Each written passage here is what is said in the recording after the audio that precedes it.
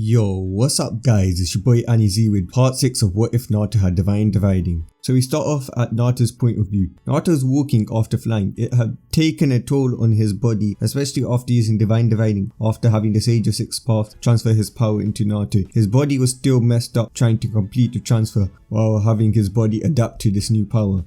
I should have waited before I went out to do a mission, I guess, Naruto thought to himself. Get the pervert, he heard a girl scream. Disgusting creature, Naruto thought, thinking of the pervert while minding his own business. Suddenly, the pervert that was running smashes straight into Naruto, knocking him down. Naruto was a bit dazed. His body was still weak and it hadn't fully adjusted to his eyes, his new eyes, the Rinnegan and the Tensegan. He looked up to see himself getting stabbed, blood running down his body. Naruto looked up to see Jiraiya stabbing him with an evil smile on his face. Naruto tried to divide, but Albion refused for his wings to come out, as that will kill him right now. Now you die, demon, Jiraiya shouted, but he was blown back by an invisible force. Flashback a few seconds.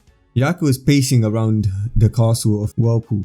She felt like something bad has happened to Naruto, so she decided she would use Hiroshin to teleport to Naruto, as Naruto taught her that. When she got to the battlefield, she looked up in horror as she saw Naruto stabbed with blood dripping down his giant wound. She then saw Jiraiya and she got angry. Jiraiya was about to take the killing shot. Shinra Tensei, she said quietly as she used the force to smash back Jiraiya. Who do you think you are getting in the way of the leaf? Is that a dojutsu I see? Yes, I'll take you back and use you to repopulate your dojutsu, and I'll be the man that has the pleasure to take your first, Jiraiya said evilly. You dare hurt the man I love and then say that you will force me to restore my dojutsu in your village, Yaku shouted angrily as a giant white aura surrounded her. She then rushed towards him, punching him in the face, sending him flying. Just when Jiraiya was about to hit the wall, he substituted. Toad mouth trap jutsu, Jiraiya yelled as he trapped Yaku. Now you're trapped, babe. I can't wait till we start our clan. You're all mine now, Jiraiya said. Yaku got angry as she flared her chakra, breaking out. She then kneed Jiraiya in the balls and then created truth-seeking oaths to permanently destroy his family jewels. You damn bitch, how dare you take away my precious. I'm gonna capture you and make sure you become least obedient slave, and then you're gonna restore your bloodline there, Jiraiya said enraged. You disgusting dirty pervert, I will kill you, Yaku shouted as she rushed towards him, striking him in several chakra points. But Jiraiya had been prepared. He had worn seals that reflect chakra just in case he encountered someone with the same abilities of the Hyugas. Oh, is that the mutation of the Bakugan I see? You're trying to hit my chakra points, aren't you? My seals prevent that, Jiraiya said mockingly. You're nothing but a dirty pervert who'd betray his godson, Yaku yelled. It's for the greater good he died. The prophecy dictates that he will be the one to decide the fate of the world. That's too much power for one human, especially one that has a grudge against the leaf, my home village, Jiraiya said. Jiraiya then made some hand seals. Summoning jutsu, he shouted, as Gamakichi appeared, a giant version of Gamakichi, the one in the 4th Shinobi War. He saw Naruto and he got enraged. The man that killed his father was right in front of him, knocked out. Gamakichi charged at Naruto, trying to kill him, but Yaku stopped his sword with one hand. She then threw the sword away. Gamakichi then charges at her, but she punched him in the face, sending him flying. Jiraiya, somehow managing to catch her off guard, slapped the suppression chakra seal on Yaku. You think this puny seal will affect me? Yaku said as she slowly started to channel her chakra, slowly breaking the seal. Gamakichi, seeing this, took the opportunity to attack. Meanwhile, with Naruto, a light enveloped the area. When the light died down, Naruto saw a giant red dragon and a girl. Who are you? Naruto asked, feeling fear for the first time in years. Their power was above even him. It was incredible. It was never ending. Naruto Uzumaki, you're my cousin, or should I say, the only half-dragon in the elemental nations. I am Great Red and this is Orpheus, and we are the dragon gods. I am Great Red, the dragon god of dreams, the giant red dragon said. I'm Orpheus, the goddess of infinity, Orpheus said. Right now, Naruto, you are dying, you were caught off guard.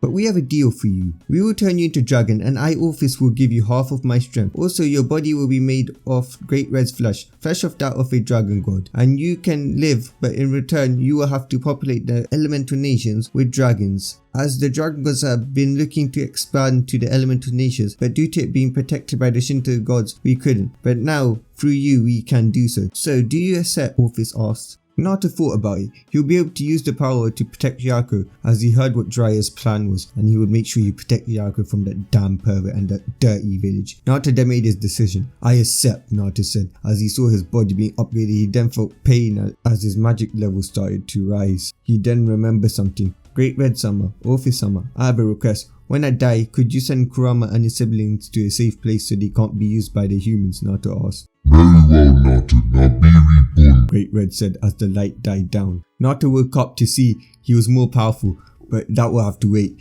To see Yaku getting sent flying right at him, he flew up and caught her. He then saw a single drop of blood down her head. How dare these insects hurt my mate? How dare they put her hands on her? They will pay, Naruto thought. How dare you, that's my Yaku, Naruto yelled as his power flared, destroying everything but Yaku. They were lucky that they were a few distance away from the village as Yaku moved the fight out of the village so nobody could get hurt. The pure white dragon dwelling within me, rise up from your supremacy. The silvery white morning star I possess within me, claim the throne of dawn. The jet black god of infinity.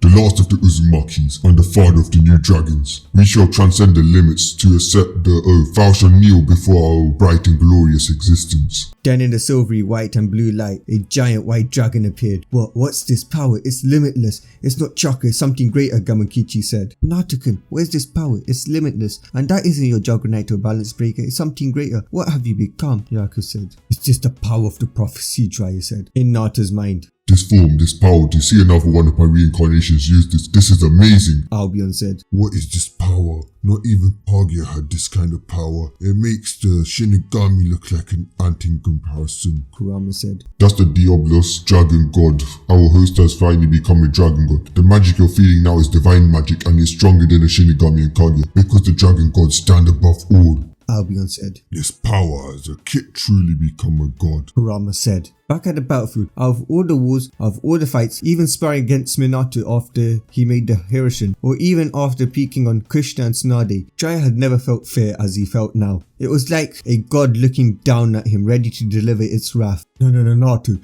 let's be civil about this. There's no need for violence. Remember what I taught you. The cycle of hatred, you're falling into it. We can go back to the leaf. You could become Hokage. I will help you. Just don't kill me. I'll help you, Jiraiya said, as he pleaded for his life. Naruto then started to laugh.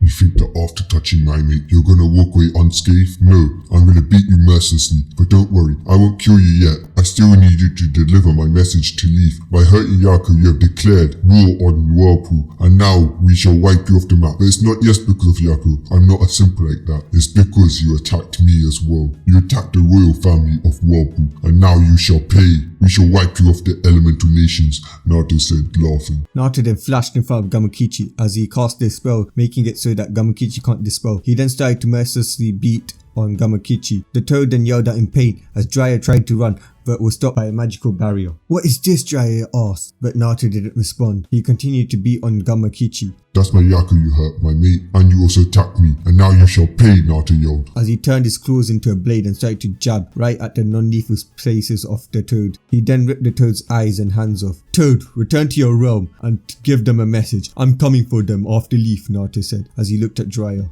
Now where were we? Ah yes, time to beat the worst godfather, the one who abandoned a little kid and came back into his life when the kid didn't need him. And then he went off to try and kill the kid. You're the worst, you're a disgrace to my mom and father. Naruto said as he punched Jiraiya, sending him flying, and then whacked him down with a tail. And then he stomped on him. Who needs enemies when they have people like you, Jiraiya? Naruto said as he punched Jiraiya again, slashing him with the claws. He then bit off Jiraiya's arms and then he whooped his eyes into the Rinnegan and put a genjutsu on Jiraiya, torturing him. He started by making Jiraiya watch as Minato and Krishna repeatedly beat him, calling him a failure. He then made Jiraiya be in a gay strip club. He then made it so that any girl that Jiraiya touched turned into a man. Let's just say Jiraiya wouldn't want a girl for the rest of his life and was too mentally broken to even throw a kunai properly without having PTSD. The only reason I let you live is because I want you to go to your home and tell that pathetic village, warn them that their death is near and that nothing will stop the death. Now go to your village, tell them that I declare the 4th ninja war. Naruto ordered. Jiraiya nodded as he reverse summoned himself to Mount Miyoboku to get healed. Naruto then reverted to his known form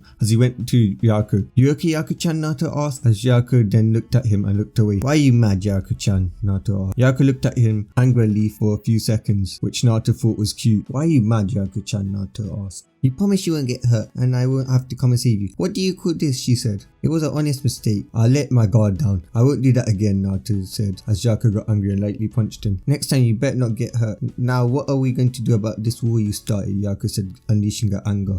I wasn't thinking right. I got so enraged because you got hurt and that they would attack us, the royal family. I wasn't thinking properly. Naruto said. You're such a dummy sometimes. Let's just go, she said, as she stumbled over because she had chakra exhaustion. That damn seal again. It keeps sucking away at my chakra, she said, as she tried to look strong in front of her mate. Naruto then caught her, picked her up bridal style as she started to blush. But what are you doing? She asked shyly. Who knew you'd be such a tsundere? Yaku-chan, Naruto said as Yaku blushed red. Shut up, Naruto-kun, or no ramen, she said as Naruto looked in horror, causing Yaku to giggle. Yaku, ramen isn't something you should use to bargain with. It's the food of gods, Naruto said. Yaku couldn't help but giggle. Even more, Naruto was so childish when it involved ramen. Naruto saw this, started to tickle her. Say you won't use ramen or I won't stop. Fine, stop. I won't use ramen to bargain, she said. Alright, let's go home then, Naruto said as they flew Yaku and Naruto's arms by the style. It was night. The world looked so beautiful, Yaku said as she hugged Naruto tighter and Naruto hugged her even more tighter. They then took in the view. After some time of viewing the night sky, they got home and they went to the shared room and went to sleep. The next day, Naruto summoned a meeting with the nations that he was allied with, informing them that he would go to war and that if they want to join him or not. The Raikage agreed because first he hated the Leaf for how they treated Naruto when he was a Jinchuriki. He respected Jinchurikis. And the second reason was because Naruto gave them a Hyuga. The Raikage took Hinata as his own personal wife so he can personally breed her and start a new clan. Might agreed because the Mist owed Naruto too much and he was their hero because he single-handedly ended the war for them. Guard too accepted because he too owed Naruto too much. Azia was one of Naruto's ninjas that healed his brother from poison and then healed the rest of his ninjas, and then Naruto helped save him and become a better person. We now see Mist, Cloud, Sand and Whirlpool all gathering resources and doing last minute planning. At Leaf was in a state of shock. Naruto's earlier attempt when he turned into Valley Lucifer had really destroyed Leaf's economy. Water dams, banks, food storages and weapons were all destroyed. All that they had were just a few plants and berries that they could eat. They only knew that it was one person that could have done this, Valley Lucifer. He was the only one that visited Leaf before the bombing. Suddenly, a toad appeared behind Tsunade. A messenger toad. What does the perv want now? Tsunade said. Lord Jiraiya was nearly killed by Naruto, but he was spared to give this message. Naruto has declared the fourth shinobi war, the toad said, scaring Tsunade. How does Naruto think he has the manpower to declare a war? Is he bluffing? No, he's not that stupid. But his country is weak. He has no alliances. No, that demon Naruto is clever. He must have done something. He's got something up his sleeve, she's thought. Shizune called the council. At Rock, Lord Tsuchikage, we got word that Whirlpool has declared war on the Leaf, he tuned and said. Has it now, so who should we ally with? The country that killed thousands of our comrades or the son and the legacy of the man who did it? Tsuchikage said. Tsuchikage, after thinking about it, came to a decision and then said, inform the... But guys, that's all for today. If you find out who Eva allies with and who they oppose, find out next part. Don't forget to like, subscribe and comment down below. Bye!